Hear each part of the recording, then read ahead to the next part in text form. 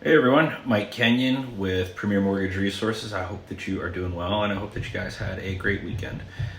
So, if you've made it to my social media profiles, you have some semblance of interest in real estate, mortgages, banking, etc. And so, unless you've been under a rock since Thursday evening, you should know by now that Silicon Valley Bank has collapsed. And as of Sunday, we can actually add New York-based Signature Bank as well. This video is going to be a bit longer just because there's so much to cover. So a few questions, a few things. Well, why did this happen? Why did SVB collapse? SVB was the preferred bank for much of the tech sector. Many tech companies, especially those that started during and around COVID, during the COVID years, they used SVB for their cash holdings, payroll, other daily business activities and operations. The bank invested those deposits, as all banks do. SVB took it upon themselves to invest those deposits into long-dated U.S. government bonds. Bonds have an inverse relationship with interest rates. So as the Fed raised rates to combat inflation, SVB's portfolio, it started to underperform. If they were to hold those positions until the bonds mature, they'd receive the full amount back. However, these current economic conditions deteriorated and these tech companies began drawing on their deposits. They began taking their money out. So to stay solvent, they sold their positions and they sold them at a loss. This spooked customers and it spooked investors. And so now everyone starts pulling their money out and pulling their assets out from the bank. And in a span of basically 48 hours, this bank collapsed. And we call this is called a bank run. Now, what is a bank run? In its most basic form, a bank run is when a lot of people take their money out of the bank because they're afraid that the bank will fail. People run to the bank to pull their money out. Insolvency doesn't necessarily need to be real. It can be perceived. It can be just a rumor. But if that rumor is acted upon and people do pull their money out, then the rumor becomes a self-fulfilling prophecy.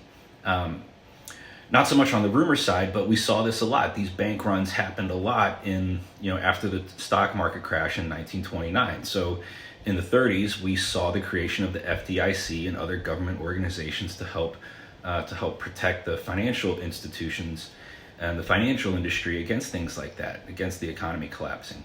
And so now you see individual depositors insured up to $250,000. So two very notable recent collapses, prior to these, were in 2008 with Washington Mutual and Wachovia.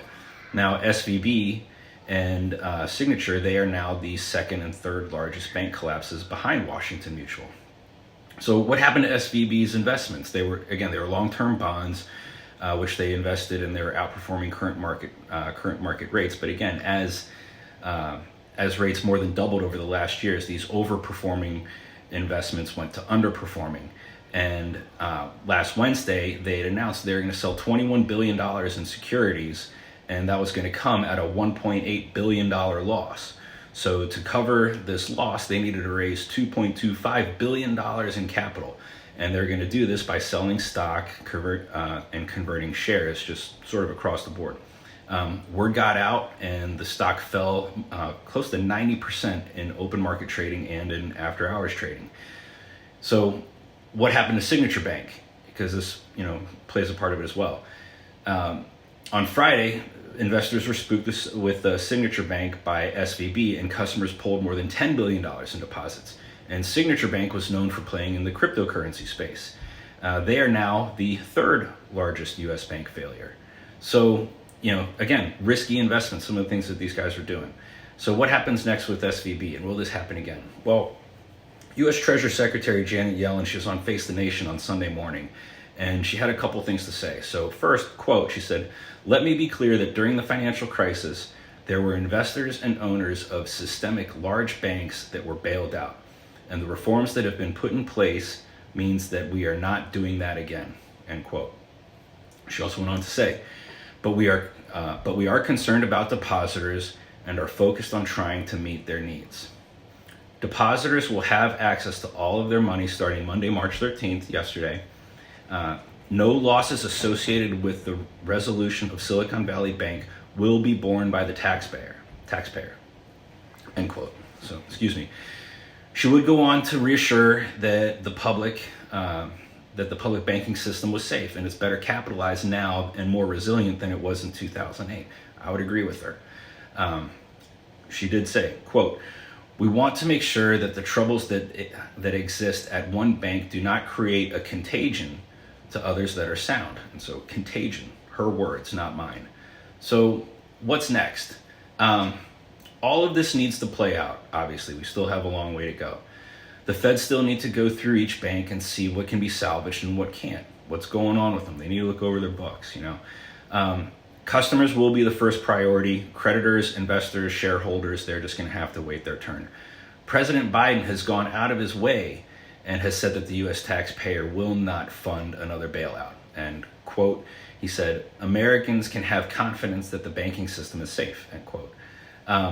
He would also go on to say that, quote, "Your deposits will be there when you need them. Small businesses across the country that deposit accounts at these banks can breathe easier knowing they will be able to pay their workers and pay their bills. And their hardworking employees can breathe easier as well," end quote. We got another quote from Biden. So he would also go on to say, "They knowingly took a risk, and when the risk didn't pay off, investors lose their money. That's how capital works." And again, that's President Biden.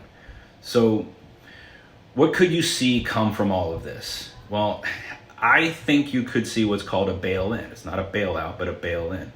And a bail-in provides relief to a financial institution on the brink of failure by requiring cancellation of debts owed to creditors and depositors.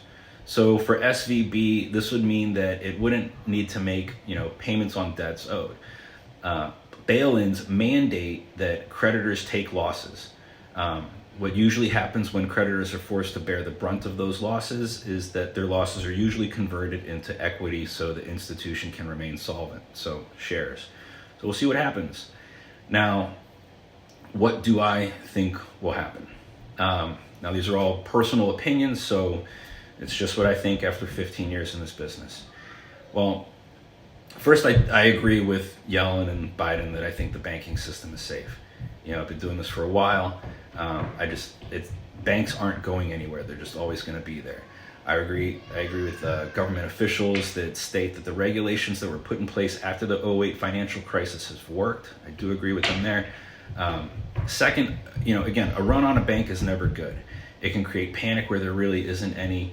It can snowball quickly. It can get really ugly really fast. And in times like that, I just really think it's important to remain calm.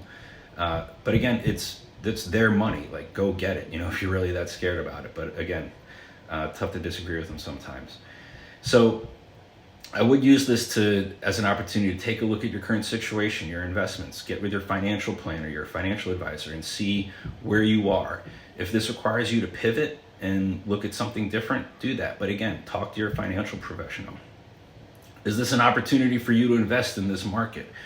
Again, talk to your financial professional about that.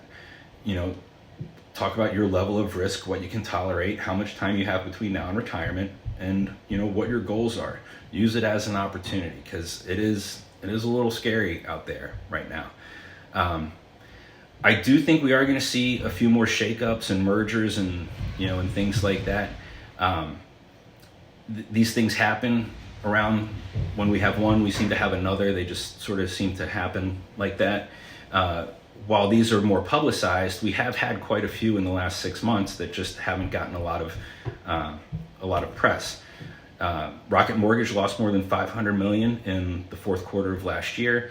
Flagstar closed their doors, and Wells Fargo exited correspondent lending. And these are things that just didn't get a ton of press.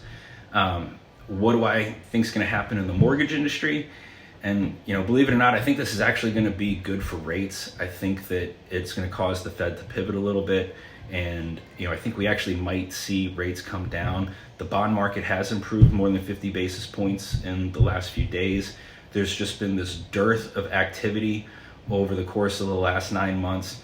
So if it can push rates down a little bit, not only will that help the buyer, because we've seen affordability as an issue, but hopefully it helps the seller, because inventory remains an issue. And that might be the biggest issue of all, because you have people that are selling their homes with interest rates that are in the threes.